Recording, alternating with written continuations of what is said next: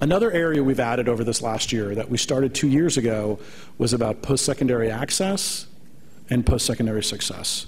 And when we talk about college as an organization, again, we're talking about 4-year, 2-year, and technical schools. I think there's a real challenge in the state of Texas right now that there is a divisive conversation about college, and there are people who are talking about we need to dial down the number of students that are getting a 4-year degree, so we dial up the number of students that get a technical or a vocation or a community college degree. We think that's the wrong way to think about this. It's not about less 4-year and more 2-year and technical. It's about all of the above. And we think what we need to do, thank you.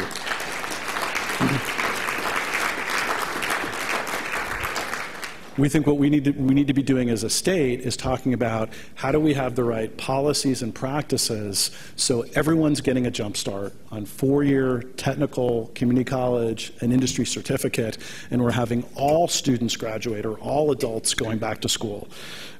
So we've spent a lot of time looking at access, specifically in San Antonio and Dallas, piloting and supporting the Texas College Access Network, or TexCAN, to empower students and parents to navigate, which is a pretty confusing college-going process, and provide resources for counselors, advisors, and schools to better support them.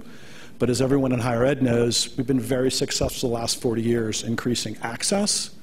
What we haven't done yet is had the completion and the graduation rates measure up to the great job we've done in access. Very proud that we've been able to support the Texas Student Success Council, chaired by Austin Community College President Richard Rhodes, which is really turning out to be a critical part of the statewide effort to improve post-secondary completion rates. We're particularly focused on community colleges and regional universities. There's 1.2 million college students in the state of Texas.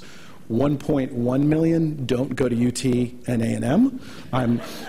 I'm here because of UT, so I'm a very proud Longhorn. But if you look at where most students are going to college in Texas, 800,000 are going to community colleges. The other, 300,000 or so are going to regional universities.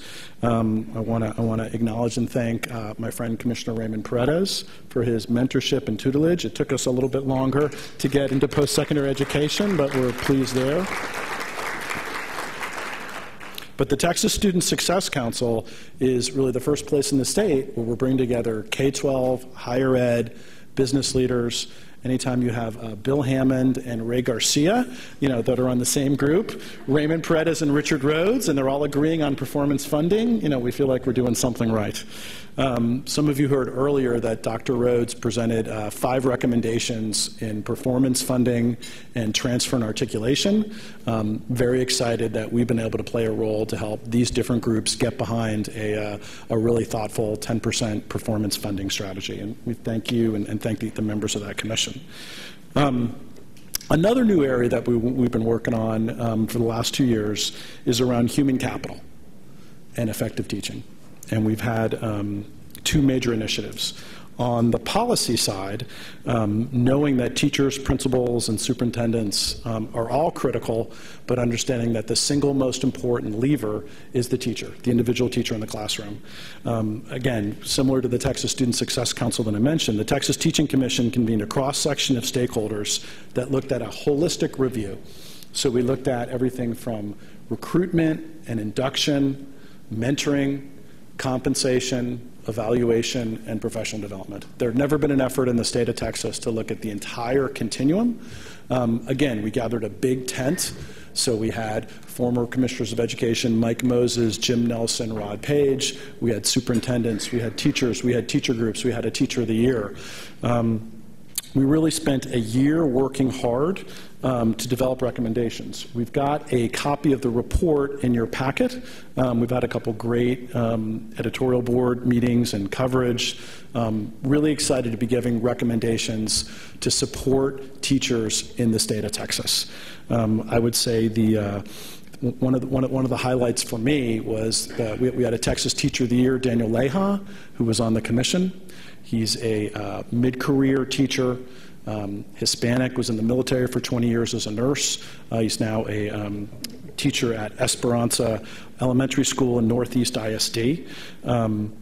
Daniel talked about how hard he works, getting there at 7 in the morning, staying there till 7 at night, the after school, the additional programs, and while he respected his colleagues, his frustration that they all got paid the same.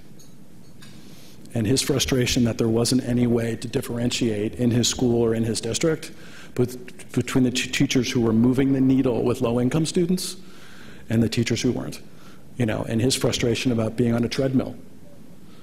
That no matter how hard he worked and how successful it wasn't necessarily advancing his career, and that had a real impact on all of us. So our focus with the Teaching Commission recommendations is to reward our best and brightest teachers, do more to encourage and support those who struggle, and making sure that all our kids are receiving the best possible education. So the other thing we're working on in effective teaching, you may have seen some of the publicity in Ed Week last week, is around the Measures of Effective Teaching project. We're also working on an initiative called College Ready Tools.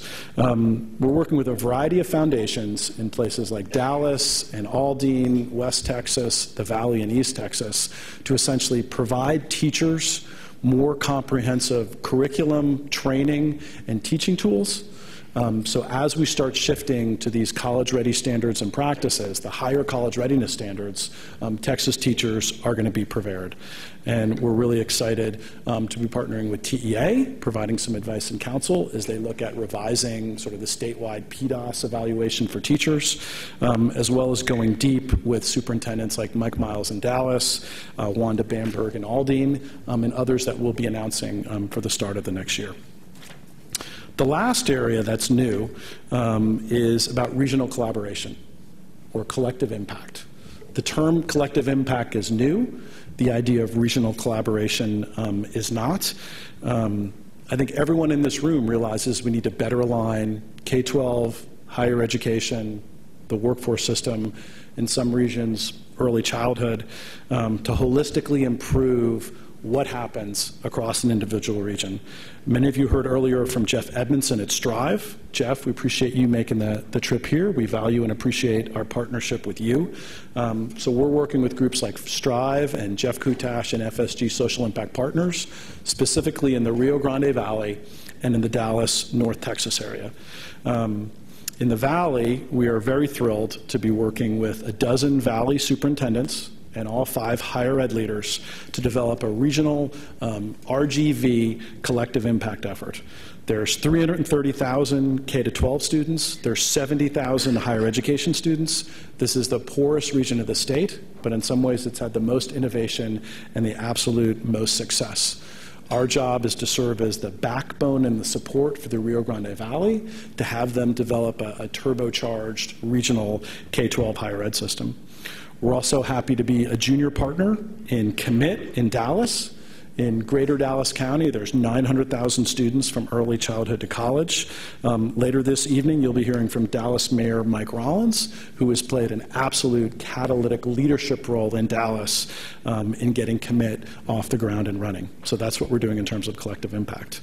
Over the course of the next year, our goal overall as an organization is to support 6,000 teachers, impact 350,000 students, and engage 100 superintendents, community college presidents, higher ed leaders in these various initiatives that I just outlined.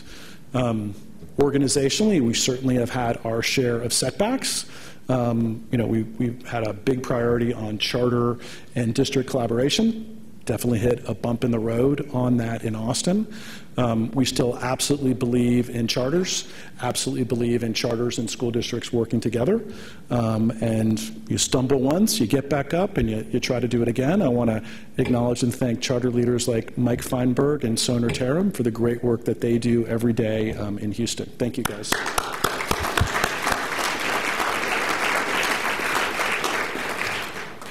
So in closing, we really appreciate you being here. We really look forward to working with each of you individually and collectively. We want to replicate what's working. We want to innovate and try new things. We want to have policy recommendations that are smart and tough and make sense for our state.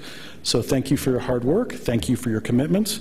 We're going to take a 5-minute break so you'll actually get the real food, and then we'll reconvene with the panel. Thank you very much.